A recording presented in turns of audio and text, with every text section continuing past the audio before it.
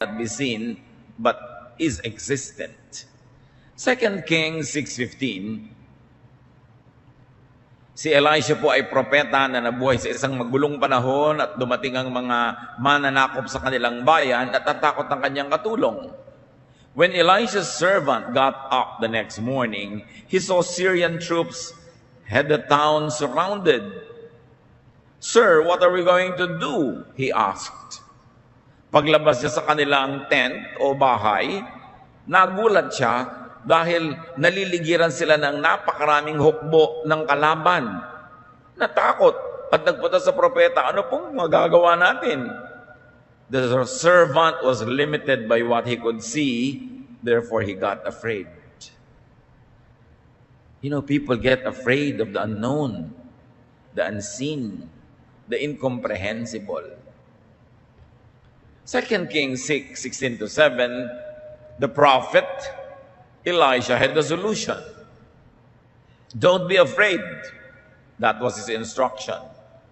Elisha answered, there are more troops on our side than on theirs. That was the teaching. And then he prayed the intercession.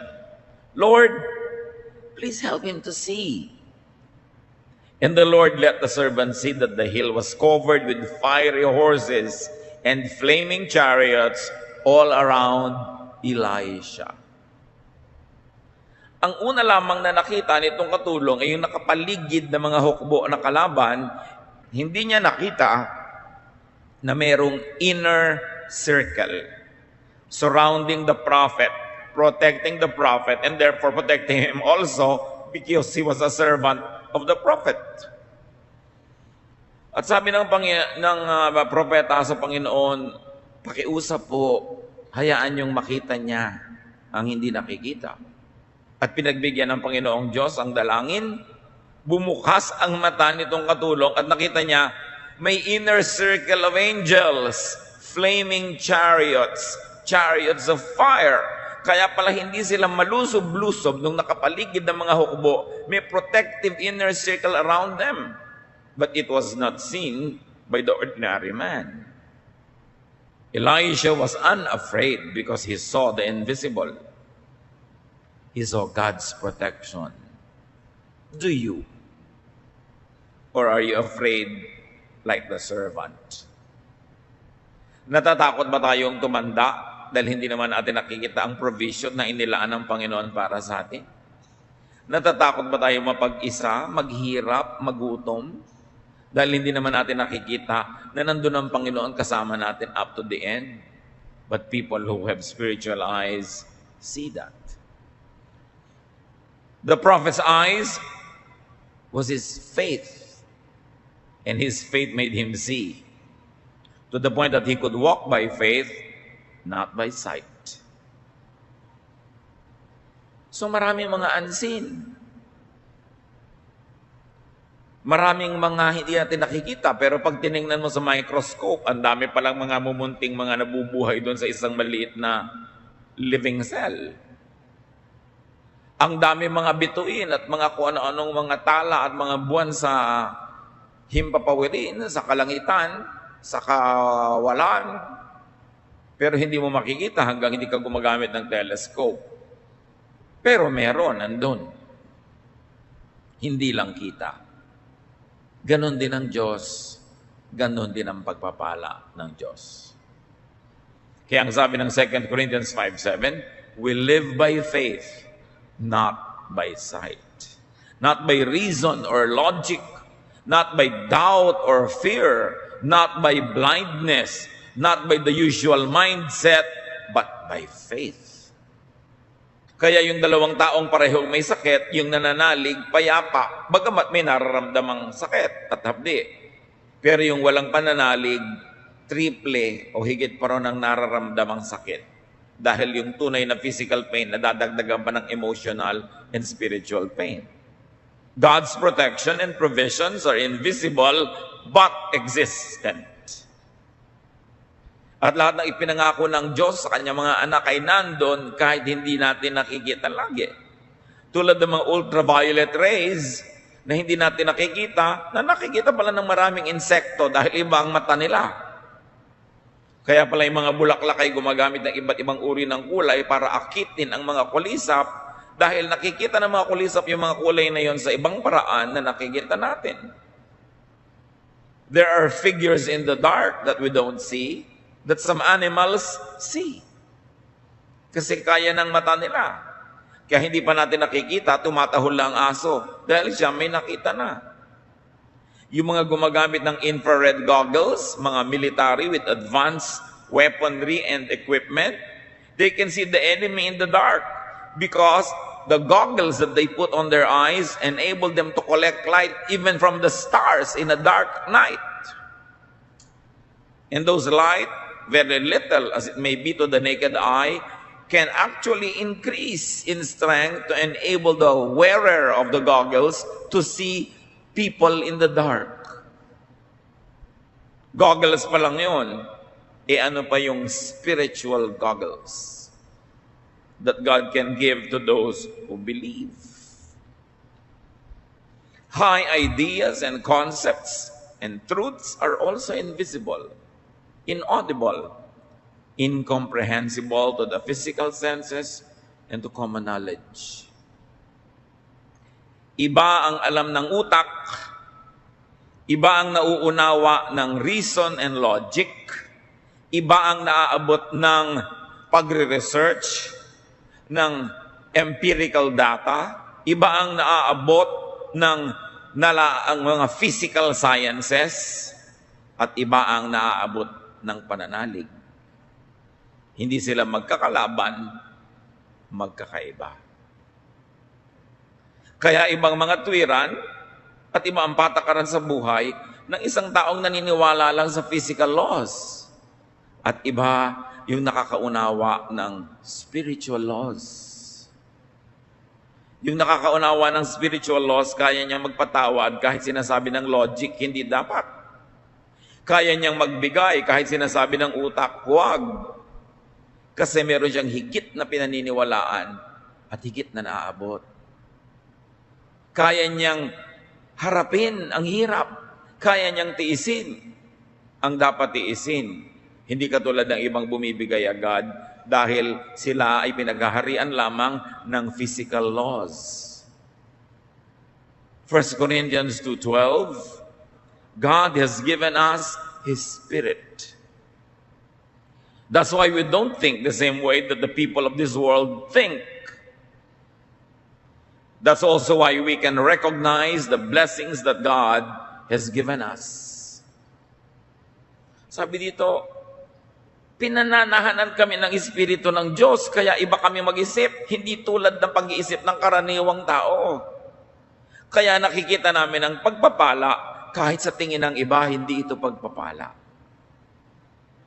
Kaya ang tunay na nananalig, kahit na humaharap ko minsan ang hirap, sa paggawa mo ng mabuti, nasuklihan ka pa ng masama, sa pananalig mo na ang Diyos ay hindi natutulog, alam niya ang kanyang ginagawa, at meron siyang gantimpala sa lahat ng mabuti, natitiis mo. At hindi ka lang nagtitiis, nagkakaroon ka pa ng spiritual joy na akala tuloy ng mga ibang tao, loka-loka ka. Naglilingkod ka, napapagod ka, at nasasabihin ng iba, hoy, be practical, nakakapagod yan, wala ka namang kita, lingkod ka ng lingkod sa Diyos. Pero iba kasi ang nakikita mo. Ngayon mga kapatid, kung ang pangangatwiran mo, pamumuhay, patakaran, tulad lang ng kapitbahay mo hindi nakakakilala sa Diyos, mag-isip-isip ka. Dahil dapat iba ka. Kung ang galit niya ay galit mo rin, ang inis niya ay inis mo rin, ang iksi ng pasensya niya ay iksi rin ng pasensya mo, mag-isip-isip ka. Baka di ka pa tinatahanan ng Espiritu ng Diyos. Kasi kung nananahan sa iyo ang Espiritu ng Diyos, naiiba ang iyong pananaw. Definitely, you don't become crazy. You don't become foolish. But you are now governed by higher spiritual laws. The laws that tell you that all good will be rewarded, all evil will be punished. That God is just. And you should be good even though people are bad. That you should lay up for yourselves treasures in heaven and not only on earth. That you should obey God even though your logic tells you that you must have other priorities. Yun ang katunayan na tayo nasa Panginoon na. Pagkamat wala naman sigurong ganap na nagiging 100% iba, pero dapat naman nakakakita ka na palaki ng palaki ang pagkakaiba mo kaysa isang karaniwang taong hindi naman nananalig sa Diyos o hindi kumakain ang salita ng Diyos. 1 Corinthians 2:14, only someone who has God's Spirit can understand spiritual blessings. Anyone who doesn't have God's Spirit thinks these blessings are foolish. Kaya lang siyempre kung minsan, kahit alam mong blessing, huwag ka nang masyadong maingay, lalo't kung ang nakapaligid ay hindi naman nakakaunawa. Halimbawa, for instance, nagkasakit ka o ang mahal mo sa buhay, pero yung spiritual eyes mo see that this illness is really a blessing. That this illness will probably stop you from continuously doing something wrong, or this illness will turn out to be good, or it will result in something good. Pero may mga unbelievers around you, people who are not subscribing to the same concept. Huwag mo na sabihing, blessed na blessed ako kasi nagkasakit ako. Kasi talagang iisipin nila na nasira ka ng bait. You cannot speak that language in the presence of those who do not speak it. Kaya kailangan, isinasaalang-alang din natin sila. But it takes supernatural and spiritual intervention for the human mind to see and to understand high spiritual laws. Like God, most of creation is unseen. Nakikita nyo ba ngayon ang buwan? Hindi. Pero nandun yun. Colossians 1:16, everything was created by Him. Everything in heaven and on earth. Everything seen and unseen. Including all forces and powers and all rulers and all authorities. Kung yung buwan na paggabi, nakikita mo, sa araw hindi mo nakikita, pero kung minsan nakikita mo, maniniwala kang nandun kahit sa mga oras na hindi mo nakikita. Pero paano ngayon yung mga iba pang binabanggit ng Colossians 1:16? All other creation, including forces and powers. May mga forces and powers that are present but are unseen. Rulers in the air, authorities, a hierarchy of angels and demons, good and bad spirits, around, near us, but we don't see them. But they are there. Like the moon that you don't see now, but is there. So to be unseen means to be beyond the scope of vision or simply really invisible. Look at what can be seen through x-rays. Dalawa kayong nakatingin sa isang tao, yung technician nakatingin through the lenses, yung ikaw naman, nakatingin ka lang through a window, peeping at the patient. Magkaiba kayo nakikita. Nakikita nga niya yung buto ng pasyente. Ikaw hindi. Ano pa kaya ang nakikita ng Diyos? Pag nagpa-Doppler test ka ng ugat mo dito sa leeg, sabi ng dugo mo, shh, shh, ganun pala, tumutunog. Pati ang tunog ng dugo mo, yung lakas at hina nun, tono ng dinig ng Diyos, kaya alam niya ang kalagayan mo every moment. Ano pang alam niya? Through the ultrasound, we can see what's inside the womb of a woman who is pregnant. But with or without it, what does God see? When you look at the microscope, the telescope, and these are just all human devices. What more if God enables you to see? Through another set of eyes. Ang dami nating hindi alam. Ang yabang-yabang ng tao. Yung mga nakapag-aral ng konti, yung mga may natutunang konti, ang yabang-yabang na, ayaw nang maniwala sa Diyos, ayaw nang sumunod sa salita ng Diyos. What we know is very little. What we do not know is immense. What we see is so minuscule compared to what we do not and cannot see. So look at what could be seen by closing your eyes and opening up to the spiritual world. Most heavenly treasures and reserved blessings are unseen. Pero bawat tao may nakalaan ng Diyos para sa kanya. Hindi ka nilikha ng Diyos para pag ipinanganak ka, ay maghirap ka, mamatay ka sa hirap. Pinaglaanan niya lahat. Tulad ng isang mabuting magulang na nagpaplano ng pamilya, inilalaan niya, lalo naman ang Diyos. Hindi mo lang kita kung anong nakalaan sa'yo. 1 Corinthians 2:9, no eye has seen, no ear has heard, no mind has conceived what God has prepared for those who love Him. Ang dami lang nakita ng mata natin na kayamanan, atin man o hindi. Ang dami nating narinig na nakarangyaan, atin man o hindi. At marami na rin tayong na-imagine na mga sarap, layaw at provisions, nakamit mo man o hindi. Pero sabi ng 1 Corinthians 2:9, small time lahat ang nakita, narinig at naunawa, na-imagine nyo na wala yan compared sa tunay na inilaan ng Diyos para sa inyo. Many blessings are unimaginable because they are not physical. We can imagine only what is physical, but most of created things are unseen. Many blessings are beyond the senses. Ilan na lang ang senses natin? Mata, tenga, panlasa, pangramdam ng ating balat. Ang konti. People limit themselves when they think only of what they can see now. And usually our vision is so limited. Kumisan nga, zero vision pa. Zero visibility pag maulap. Pag walang ulap, 200 meters, 500 meters, 1 kilometer away. Pero ang liit pa rin nun compared sa kalawakan na walang hanggan. Napakaliit ng kayang abutin ng mata.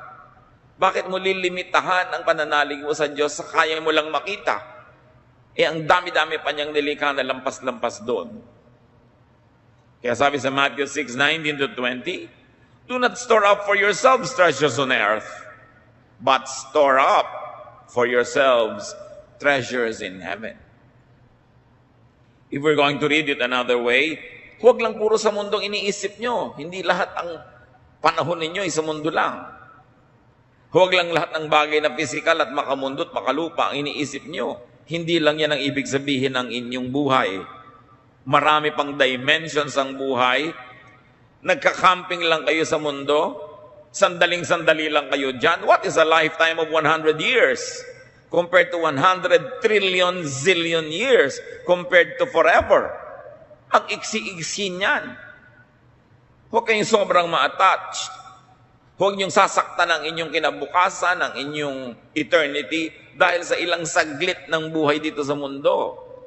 Huwag niyong ibenta, isang lang inyong kaluluwa para lang sa mga panandaliang saya. Huwag niyong hayaan na masira ang relasyon sa Diyos dahil lang sa mga panandaliang mga paglilibang. So what do? We've got to see the unseen. How do you see and touch the unseen? First of all, have faith.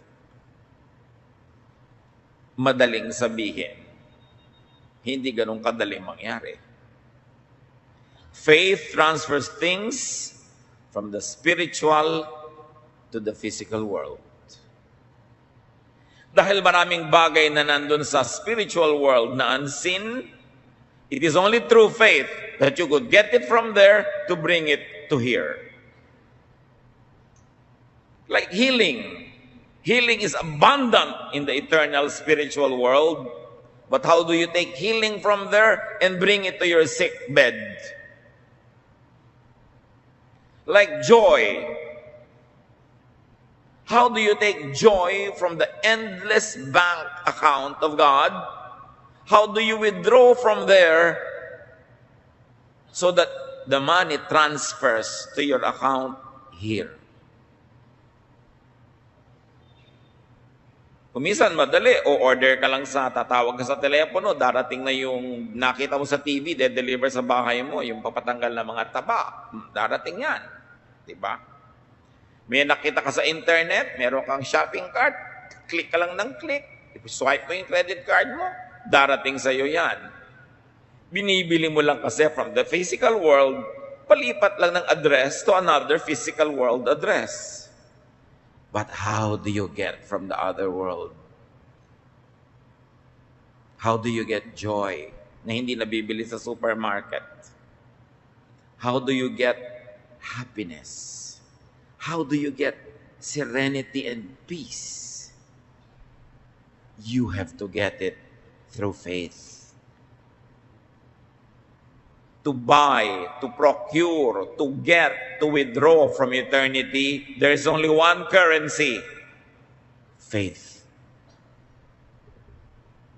Kaya ang walang pananalig ay dahop kahit maraming pera. At ang maraming pananalig ay marangya, mariwasa kahit walang physical money. Physical money buys only physical things. But spiritual money, faith, can move mountains. Faith heals. Faith lifts up. Faith fills all the void and the emptiness of this material world.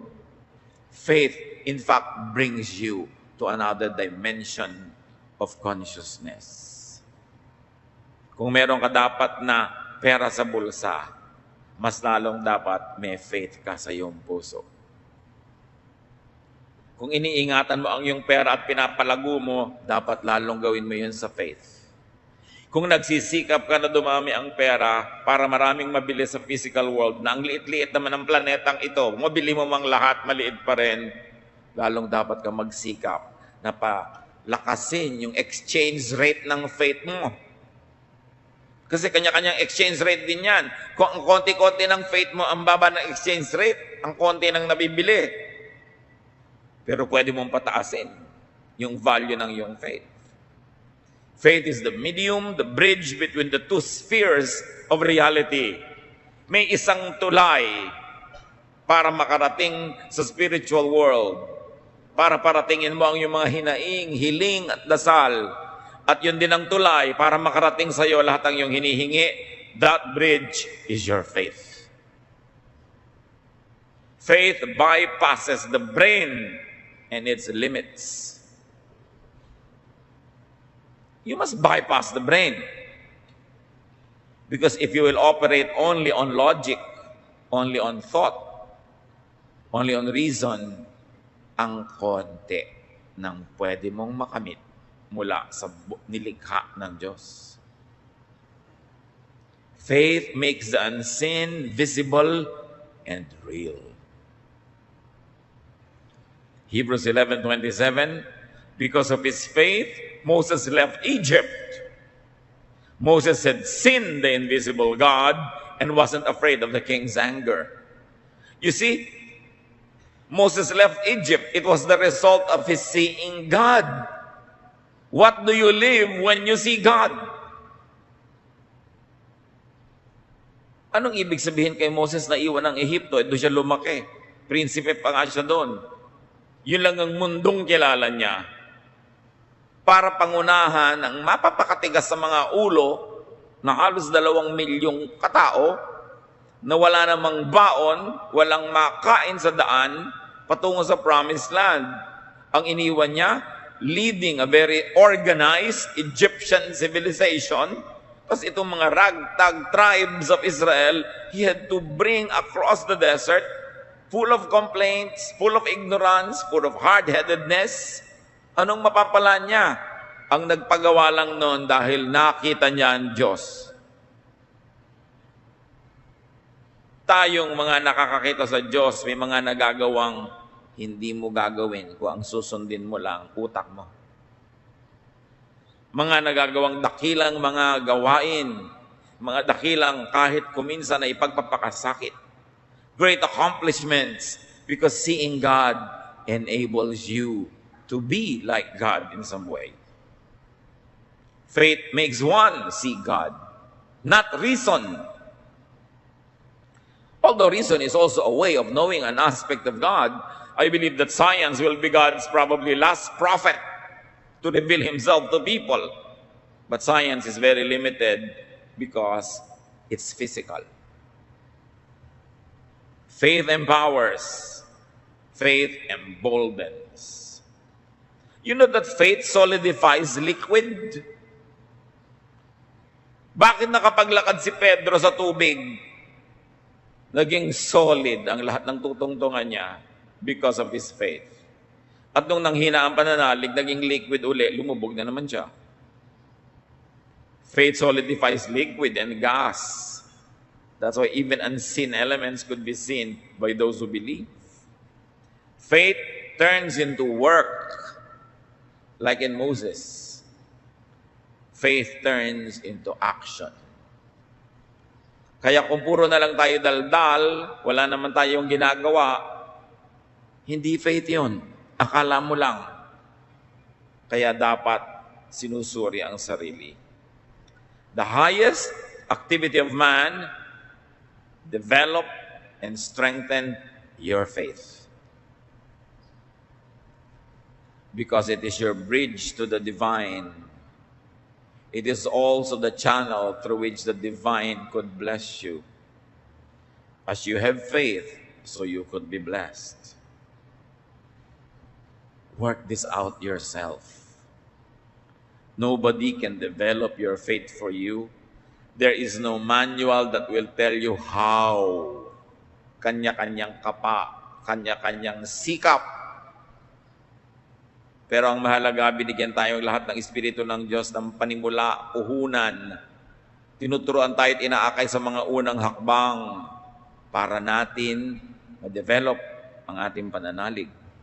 Philippians 2:12, continue to work out your salvation with fear and trembling. Hindi sapat na born again ka na once. Continue to work out your salvation. Continue to practice, to exercise till it develops. Have indwelling of the Holy Spirit. That initial presence of the Holy Spirit when you accept Jesus as your Lord and Savior. But have infilling. A presence that is above the minimum. A presence that keeps growing to the point that you can see more and do more and understand more and have anointing. That special empowerment of God for you not only to see but also to be seen. For you not only to hear but also to speak and be heard.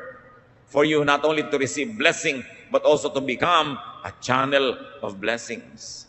So develop the spirit like and better than you develop your body. May mga nag-gym 3 times a week. Meron 5 times a week pa.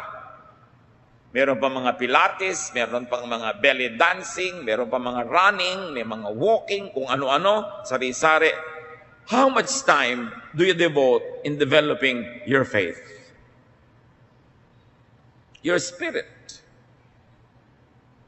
That seed of God that is in you, that must grow to fill you, to fill your every cell and every membrane and every bodily organ to the point that it explodes through your skin and your neighbor feels the Spirit in you. Meron na kayang gym for the Spirit? Meron. Church dapat. But how much do we give to church? And church going, and church attendance, and church activity, and involvement? The fellowship that is headed by Jesus Himself. Dapat ng laki-laki ng ating involvement. Kasi yung spirito natin na nakataya. Pero bakit sobrang pag-aalaga ng katawan? Ilang oras ang ginagamit mo para ipareband ang kulot mong buhok at ma-relax? 3? Kung kukulayan pa, kung lalagyan pa ng highlight. Ilang oras ang nauubos sa pagpamanicure, pedicure, sa pagpapafacial, sa pag-gym, sa running, sa jogging. Hindi naman masama yun, ha?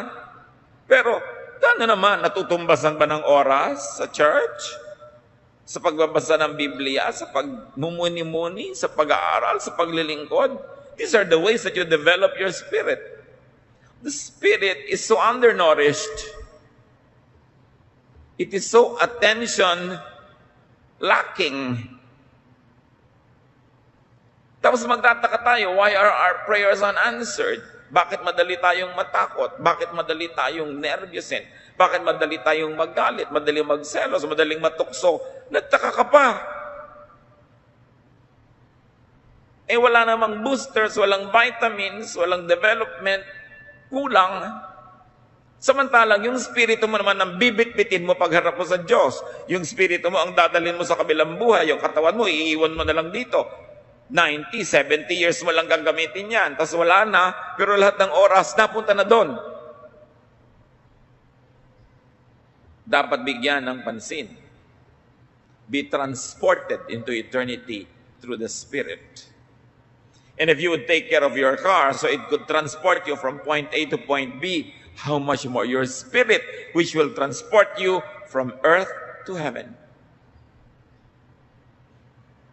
From that which is limited to that which is eternal and limitless. How much do we take care of it? We don't, because it is unseen, and therefore we ignore it. But what is unseen is also very present. Ask God to increase your faith. Luke 17:5, the apostle said to the Lord, increase our faith. Meron silang hindi mapalayas sa masamang espiritu. Sabi na, ba't po hindi namin mapalayas? Ginamit na namin lahat ang tricks of the trade. Hindi pa rin namin mapalayas. Sabi ni Lord, ito, nandadaan sa faith. At sabi na, Lord, increase our faith. Sila pa yung kasama araw-araw, tayo pa. Nahihingi pala. Hingin. Gaano naman kaya karaming beses na naghihingi tayo sa Diyos na increase our faith. Ano hinihingi natin? Pambayad sa kuryente, pambili ng cellphone, pang-load, pambayad sa ganito, pang ganon, kotse, bahay, papa. Ano namang hinihingi natin? Di naman masamang hingin. Pero humihingi ba tayo, Lord, increase my faith? Open my eyes, help me to see. Maintindihan ko yung hindi ko naintindihan. Maabot ko yung hindi ko maabot. Ask in faith, and such blessings become tangible. Matthew 7:7, ask and you will receive. Search and you will find. Knock and the door will be opened for you. Ganun katiyak. Kung tiyak ang pananalig. When faith asks for it, spirit becomes flesh. Spirit becomes matter. That which is in eternity transfers to the earth, to your world.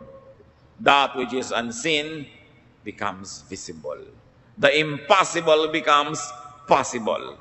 The Son of God becomes a child in the womb of a woman. Truth is given, and truth sets free. The more spirit we have, the freer we are from our bodies and from the boundaries that earthly existence gives us. James 4:2-3, you do not have because you do not ask God.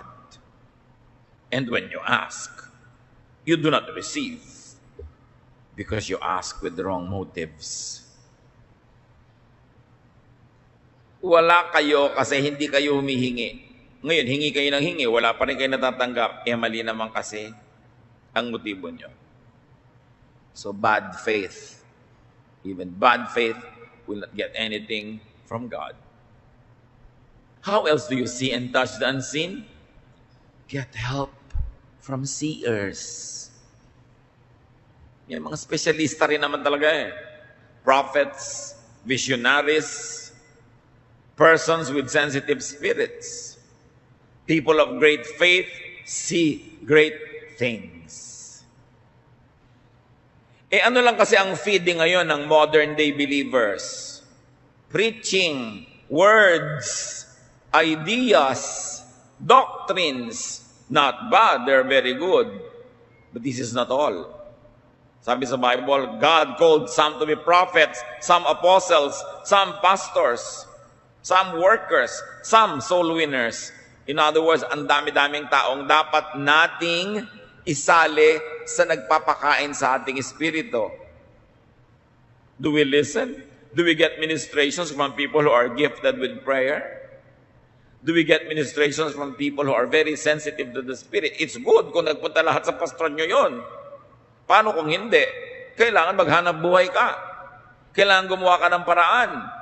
Kaya napaka-limiting yung sinosolo ka ng isang relihiyon, ng isang religious leader, huwag ka makinig sa iba, sa akin ka lang makinig. Nasa kanya na ba lahat ang gifts para makumpleto ang ministration sa tao? Gifted and chosen persons see what all others do not. And if you cannot see those things, you better see them through people who see them. If you cannot understand the words of God on your own, then attend a Bible study where some people who understand it better can minister to you. Exodus 33:11, the Lord would speak to Moses face to face as a man speaks with his friend. Iba ang dealing ng Lord kay Moses. Sabi niya, alam niyo, sa ibang propeta, nagpaparamdam lang ako. Sa panaginip, sa vision, o boses ko lang nadidinig. Walang visual aid. Si Moses, harapan kong kinakausap. So may iba't iba ring dealing ang Diyos sa kanyang mga propeta, sa kanyang mga kasangkapan.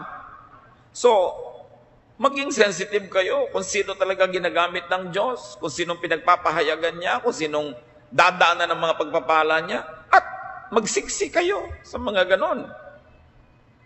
Kasi talagang merong mga instruments. And if you are not that sensitive, you have to help yourself by surrounding yourself with people who are. Then remember and be aware of the invisible, the unrecognizable. So welcome real angels and so-called angels, people who are used by God to do angelic missions. Welcome not only angelic guests, but also angelic ideas and teachings and counsel. Welcome angelic correction and rebuke, opportunities and possibilities, and even assignments, like Moses did. Be willing to move up. It's important. Leave elementary teachings behind. Kung mahigit ka ng 2-3 taong Kristiyano, ang issue mo pa rin, ano bang tamang baptism, gaano ba kahaba dapat ang damit, anong pwede kong kainin at hindi kainin, anong pwedeng tugtugin at hindi pwedeng tugtugin, anong pwedeng kainin sa Lord's Supper at hindi ko kakainin, magkamatayan man, gaano kahaba dapat ang buhok, anong uri ng musika ang gagamitin, anong kulay dapat ng uniform. That's too basic. That is child stuff. Hebrews 6:1-3. We must try to become mature and start thinking about more than just the basic things we were taught about Christ. We shouldn't need to keep talking about baptisms or about laying on of hands or about people being raised from death or the future judgment. Let's grow up if God is willing. Nakita niyo sa Bible mismo sabi, tama na ang daldalang walang katapusan tungkol sa mga doktrina. It is so divisive. It stops you from growing. It prevents you from joining a prayer meeting or joining the Lord's Supper. It prevents you from joining the singing dahil ang dami-dami mong arte sa buhay. Sabi, bagay lang yan sa simula. These are child stuff. But we must stop thinking about these things and grow up, the Lord willing. Tama na yung mga tama ba baptism? Paano ba yung laying on of hands? Paano yung gagawin? Ano ba ang judgment? Sino i-judge? Sabi, leave these elementary teachings behind. You are still drinking milk when you should already be eating solid food. Gumraduate na ba tayo sa mga ganyan? O patuloy at patuloy tayong ibinabalik ng mga teachers and preachers sa elementary things. Hindi na nag-move on, yun na lang nang yun. Maraming dapat lakbayin ng Espiritu. Hindi siya dapat sobrang magtagal sa isang istasyon. Dahil hindi magaganap ang kanyang development. Most of and the best in creation is unseen. Have faith, believe, and see. Hindi to see is to believe. When you believe, you see. Faith procures the invisible. Faith brings heaven down to you. Or faith brings you up to heaven, even though your body is still on earth.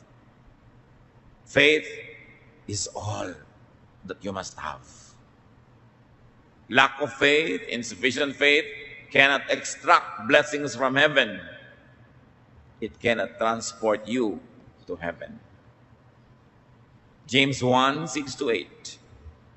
But when you ask for something, which means you do not and cannot see,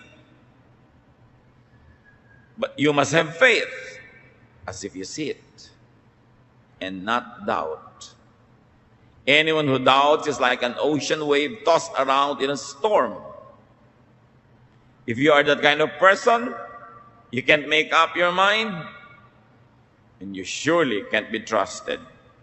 So, don't expect the Lord to give you anything at all. Pag humihingi ka, sabi ko nun, huwag ka magduda.